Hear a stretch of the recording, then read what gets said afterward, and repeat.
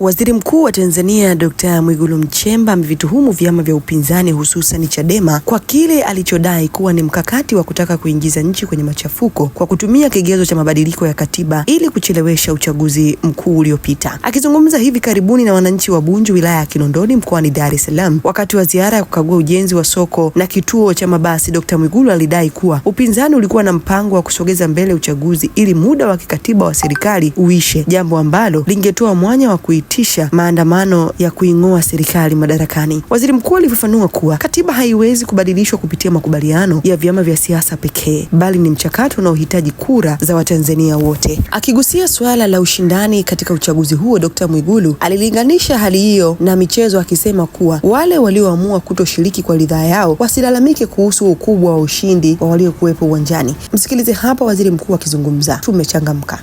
Sasa ninyi wa Tanzania, kwa sababu wale jamaa wanatumiaga chaguzi kugawa mataifa, mkadhani ni uchaguzi kweli. Wenzenu walichokuwa wanakipanga, walikuwa wanatupeleka kwenye vita. Walikuwa wanapanga wacheleweshe uchaguzi kwa akili ya kwamba tufanye kwanza mabadiliko, tusogeze uchaguzi ili ikifika Januari 1 serikali ile mliochagua 2020 iwe imeisha muda wake, waje na maandamano kwamba tuna serikali ambayo imevunja katiba. Ndio, mimi nasemaga ukweli hivyo hivyo. Walipanga, wewe katiba gani tulijaribu miaka 5 tukashindwa? Katiba gani unaweza ukaipata kwenye miezi 6?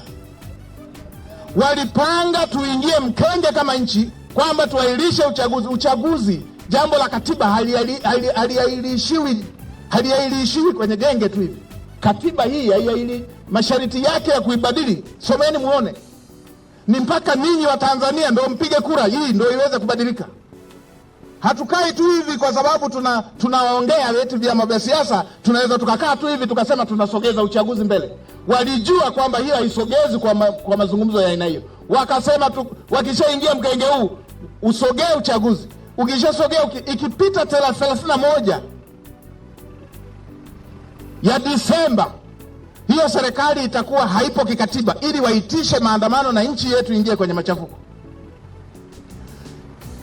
Serikali ikasema tutaenda na walio tayari. Hawa ambao hawataki kwa ridhaa yao hawakusaini fomu, kwa ridhaa yao wakasema hawashiriki.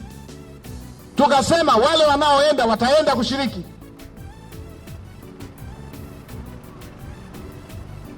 Sasa ukianza kusema ushindani umekuwa mdogo, sasa Yanga kama wamekataa kwenda kwenye mashindano, Simba akakutana na Singida tu, kwa nini waulize waliokataa kwenda? Ndio mashindano yatakuwa mepesi kwa sababu wewe haukwenda. Ndio